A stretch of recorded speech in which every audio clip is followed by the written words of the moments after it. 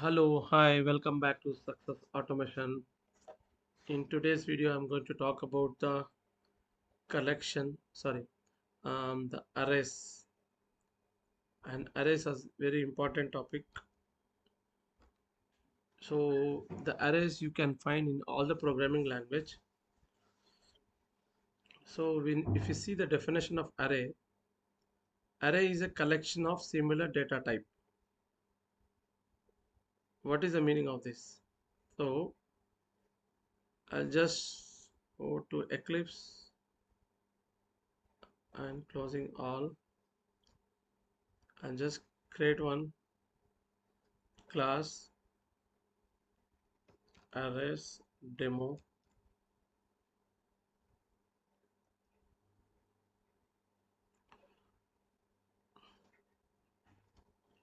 So if you want to declare a variable, something like a, where this variable, when you declare a variable, the variable name is a, or anything can give something like temp. So this temp variable, whenever you declare with a data type int, you can store only one value. This is your general variable of data type int. This is called just variable, where you can store only one value. If you want to store more than one value, like this, a collection of data, a set of data you want to store, then you have to go for arrays. If you see here, the definition of array here, an array is a collection of similar data type. That means you can store multiple values in a single variable, but it will be a same data type. Same data type means, for example, I'll take this one. I'm declaring one array variable. This array variable array is a variable of type string. If you give this to angular bracket, that means you are declaring the array data type. So you need to give the data type this. For example, so here you are given the data type as a string. So whatever data you want to store in this, all the data should be in the string only. You cannot store one string, another integer, double like this. You have to store all the data in this array should be string only. For example, I just take this one, and this is the dimension. Dimension and nothing but how many elements you can store in this array variable. So how array will represent, I'll just here he has given very neatly here.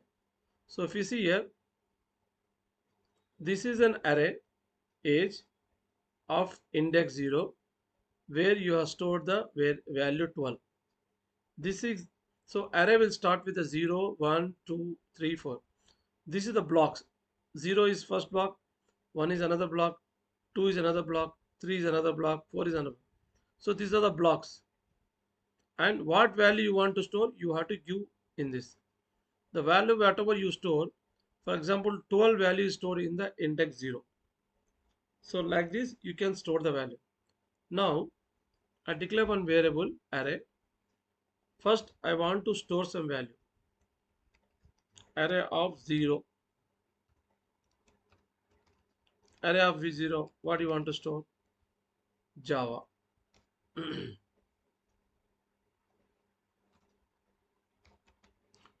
Whenever you declare that array string, you can store only string data. You cannot store integer value. For example, I am taking another index of 1 and I am trying to add 100 in this. This is not possible, because if you see the definition of array here, it says that array is a collection of similar data type. similar types of data. An array is a collection of similar types of data. Means you can store similar data. So that is the definition of the array. And you can store more than one value. We have an array variable, and in the same array variable you can store multiple values. Java, Python, okay, you can store in the two, you can store as something C++. So this array contain multiple values. If you want to print, just SYSO control space, you'll get this one. Just copy this array and put it here. If you run the program,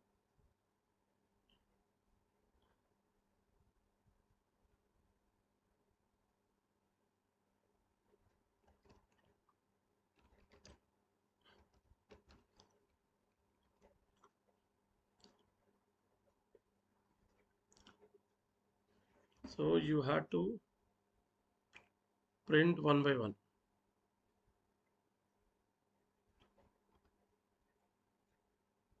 Array of 0. If you give array of 0, the data is Java.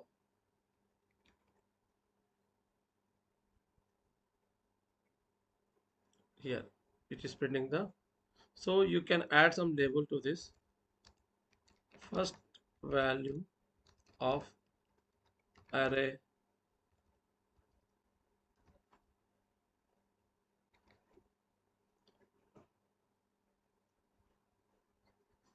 yes, we are getting this. Similarly, you want to print the second element, you have to give 1 here.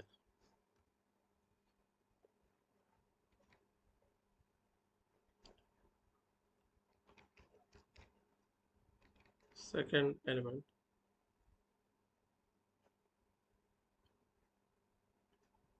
so Python. Similarly, you can print the third value.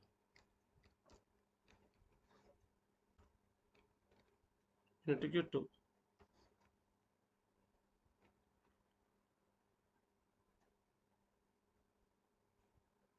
Like this, you can first you need to insert the value and you can retrieve the data. This is one way of first declaring the variable, string variable. You are declaring the string variable. After that, you are adding the values. After that, you are accessing the value. This is the one way of declaring variable, array variable, and entering the data and accessing the value. The second way is you can do like this as well. I'll create another one.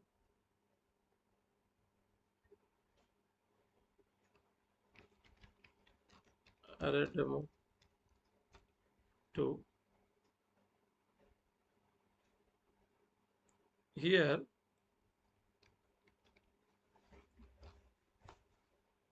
while declaring, I'm initializing the value. We are declaring the variable age as array and we are initializing the value as well. When you say the variable is array, when you give these two brackets here, and you can, while declaring the variable array, you can assign the value like this. That means age of 0 will be 12, age of 1 will be 4, age of 2 will be 5, like this it will show.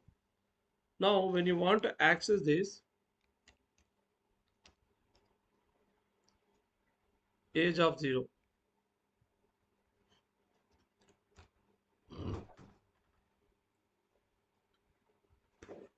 when you want to access this, the zeroth position is the value is 12. Like this, you can declare and initialize the array in the same sentence, same instruction. So like this, you can access this second element like this. You can access the second element like this. You can use 0, 1, 2, 3 like this. You can access.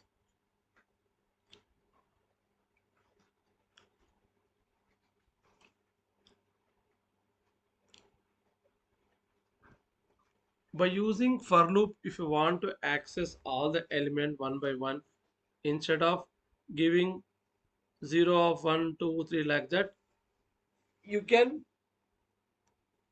access all the element by using the for loop. How to do? I just put this code here using loop. Okay, here what I am doing, I am using the for loop, and as I want to access all the element from this array 0, 1, 2, 3, 4. So instead of giving 4 here, it start from 0 index, and it may be a 5 or 6, 7, 8, we don't know. That's the reason I'm using length here. This length method will get the number of elements in this array. So first it will fetch the 0th element and print. Again it will check the condition. The length of this array is 1, 2, 3, 4, 5. I'll try to print this one so that you can understand what is this length.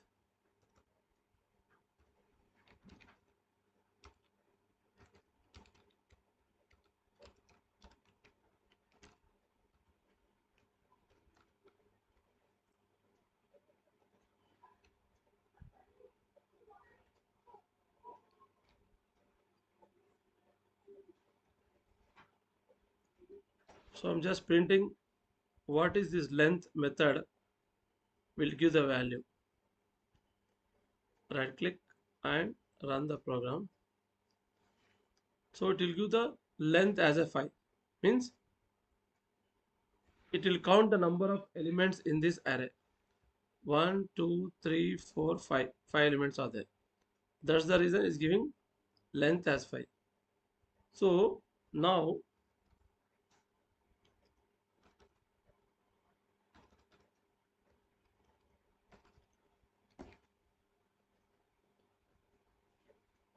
by using for loop, as the index is start from 0, I just initialize the I is equal to 0. It will fetch the first element of array 0. It print this. Again it will check the condition. 0 is less than 5. Yes. It will increment the I value. I will be 1. Like this. It will get the index of this I and it will print the value. I'll comment this one and I try to run this program. If you see here, it print all the values of your array one by one. First is 12, second 4, 5, 2 and 5. Like this, it will fetch all the values. Like this, you can initialize, you can declare the array variable and you can assign the values, as well as you can fetch the all the values by using the for loop.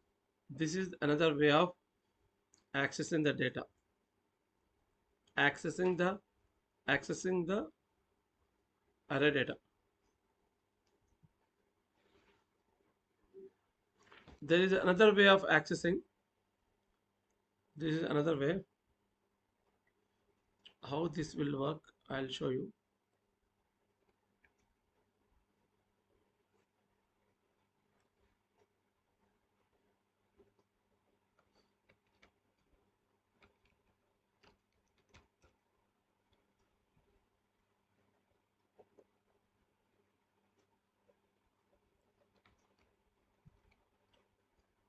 Here I am declaring the array as well as I am assigning the values, and by using the for loop. Here this is another way of accessing the data. So int a, you can use any variable here, int a, I, anything.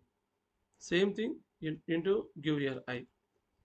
So here what it is doing, it is going to the age array, the first element take it and store in the I, and it will print here.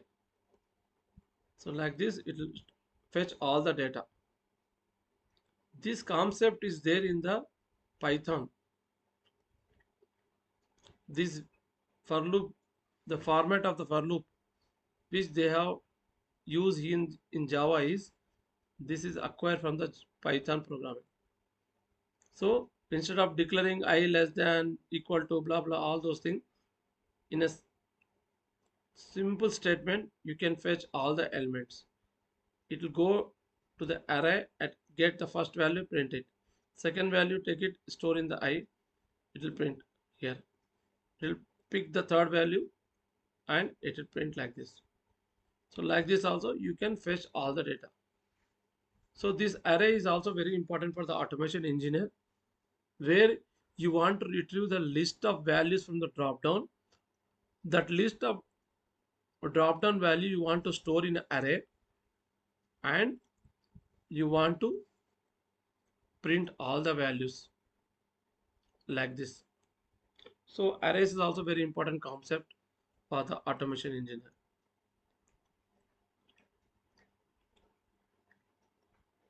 What are the other things here given?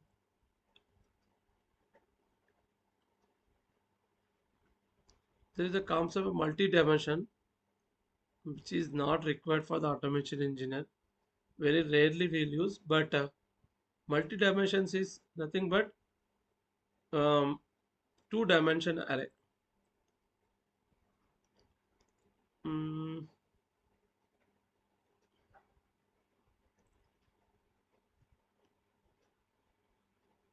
let's just declare one. I'll do this also.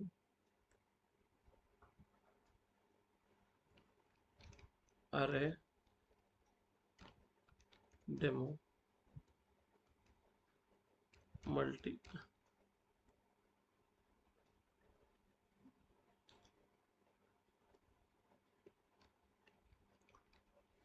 Here two dimension array. If you give two angular set of bracket, that means two dimension array. Two dimension array,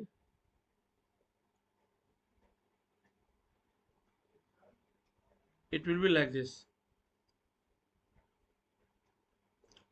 So here if you, it is like your Excel sheet, where the zeroth of zero zero row zero column, what are the value you want to store. Zero row first column, what is the value. Zero row third column, what you want to store. This will be like your multi-dimensional data. Multi-dimension means you can store values. I'll put in a paint.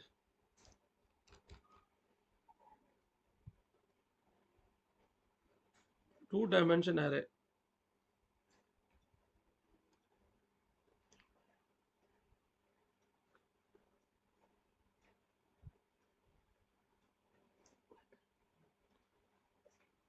If you see, it will be like this.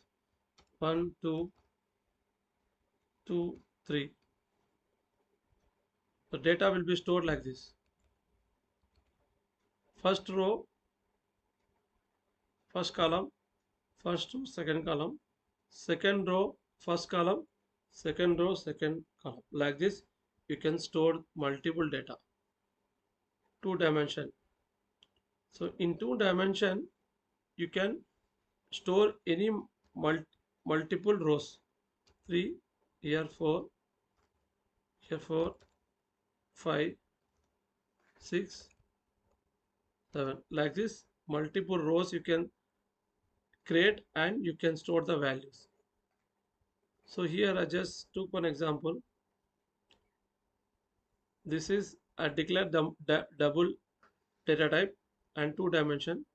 Now, while declaring the variable, I have assigned the values.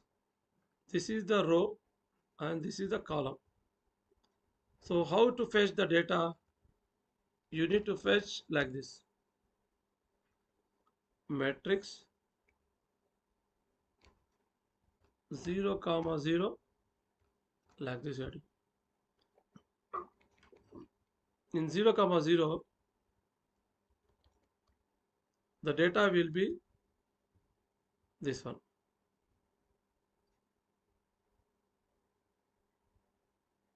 1 comma 3 set of data.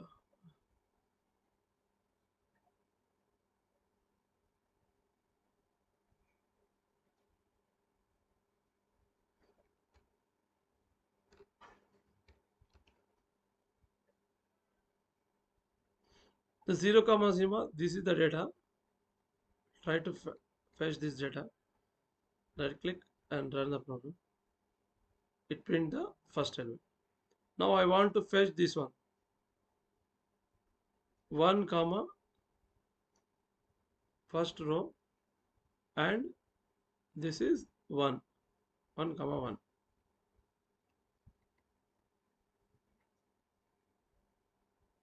This one. When you want to fetch this one, 1 comma 2.